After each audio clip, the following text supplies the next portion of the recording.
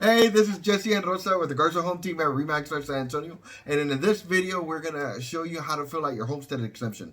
Yeah, and basically, sorry. Also, we're gonna go provide you some information on your homestead, pretty much what it is. Now, there is a deadline to submit your homestead. It starts on January 1st until April 30th. So you wanna make sure you submit your application before April 30th because it gets crazy, as you know.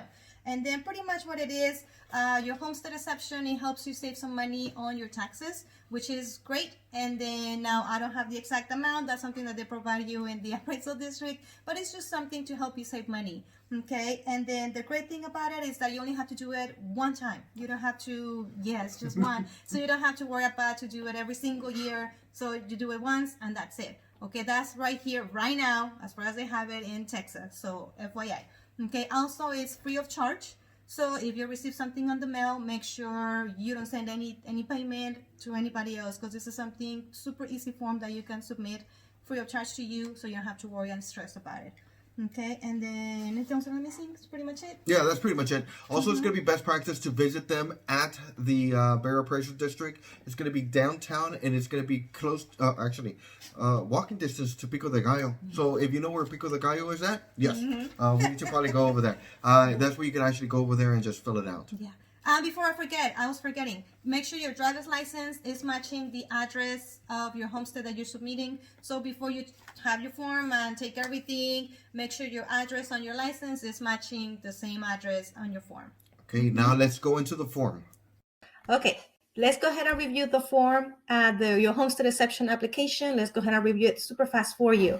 So first, of course, it's asking us for the appraisal district name. Let's go ahead and select. If you're in San Antonio, of course, it's going to be the Bear Appraisal District. If you're outside of San Antonio, then we will need to find out which one will be your appraisal district that you're located in. Okay, and then of course the account number. If you don't have that account number, not to worry. Once you go to the appraisal district and provide them with the form, they should provide you that number as well. So you don't have to super stress about that. Now it's asking if you own and you live in the property, which you're doing the homestead exception. So of course we're gonna go ahead and put yes. And then the tax year is gonna be, right now we're in 2020, the year. So remember, it needs to be from the previous year. So we're gonna do 2019 in that tax year. Okay, now the first section on this form is going to be asking for what type of exceptions we're going to be working on. The one that for sure we're going to be working is the general residence homestead exception. Go ahead and review the rest of them. There might be some of them that additional that apply to you. For example, if you're a disabled person, if you're 65 or older, if you're 100% disabled veteran, thank you so much for your service. Go ahead and select that, please. And then, so review this. If there's an additional type of exception that you know you qualify for, go ahead and select it so we can take care of that for you as well. Okay. And then, of course, it's asking for the cooperative housing. If you have this type of housing, go ahead and put yes. If you have no idea what they're talking about, more than likely you don't have it. So just go ahead and select no. The rest of the questions, this is very important. For example, if you have a previous home where you had your homestead, the homestead exemption in that home, then go ahead and put yes. Okay, and then of course we are going to be transferring that homestead from the previous home to this home, because remember, it's only for one home. Okay, and needs to be your primary residence. So go ahead and put yes if you're transferring. And then if you never had a home before, this is your first time, perfectly fine. Congratulations as well. So go ahead and put no under those questions, okay? Because this will be your first home. If you're transferring any tax limitations, go ahead and put yes as well, or no, depending if applies to you. Like I said, if we had a previous residence before, go ahead and put the address in here, the full address, the city, state, the zip code, and the previous county of that home that you had. Now, section 2, this is more information about the owner and applicant. In this case, you, of course, the one that is filling out the application. So there's like 3 options that we have in here. The first one is a single adult. We have married couples, and then other.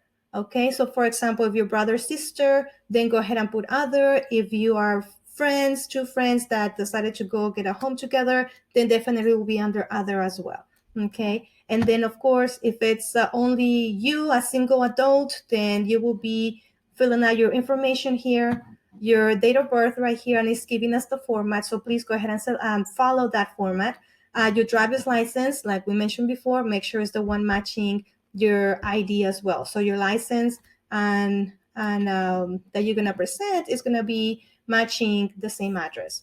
And then of course, your phone number. Now the percentage ownership interest, this is going depending to how we selected. If it's a single adult, then it will be 100%.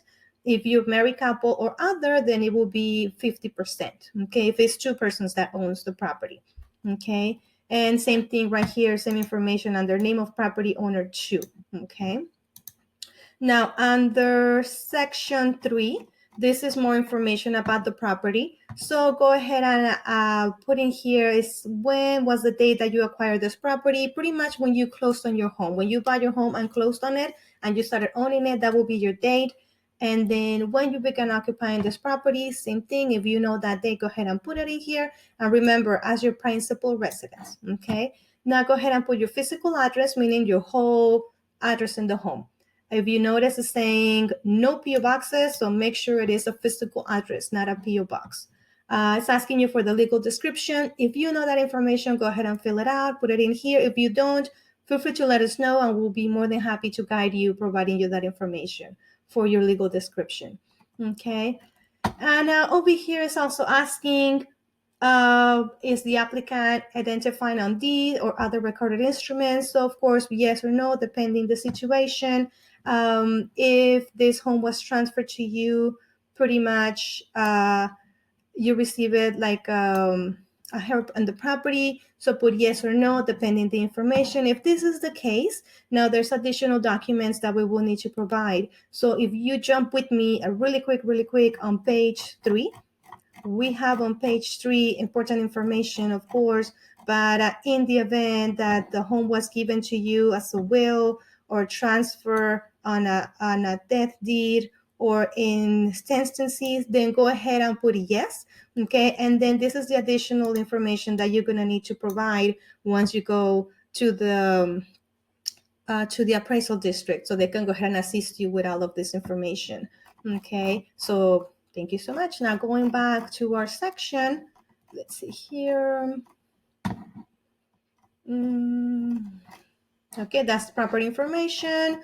So if you go with me under section 3, it's also asking for information on the home. This is, for example, if you have a manufactured home, then go ahead and put here the who was the make, the home make, the model of the home, and the ID number. That should be in all your information when you buy your home, your manufactured home. Also, it's asking if any of this portion of the property that you're claiming the homestead, does it give you any income producing, meaning do you own a business in that property? If it's yes or no, go ahead and select the answer, okay, that best fits for you. And if you do own a business, it's asking you for, okay, what is the percentage of the income producing? Okay, go ahead and put it in here.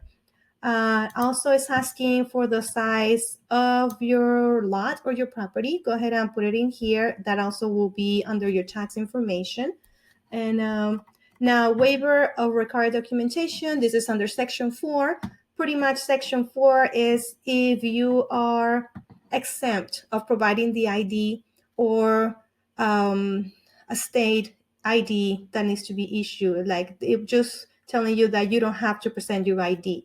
In the event that you don't have to present it or you're not sure, it's pretty much asking you for questions here. If you feel under any of these questions and you said, yes, this is me, then go ahead and put the check mark and you know you don't need to provide that ID.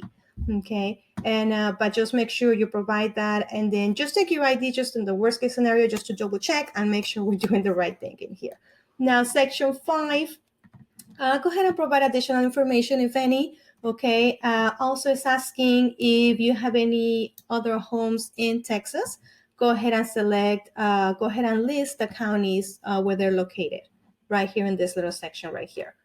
Under section 6, pretty much your affirmation and signature, pretty much you're saying, hey, I do understand that if I make a false statement on this form, I could be found guilty of a Class A misdemeanor or a state jail felony under Penal Code section 3710.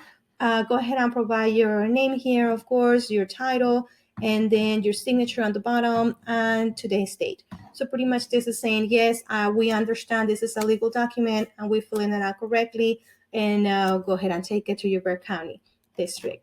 And like I said a little while ago, this page 3 is providing you important information about the form.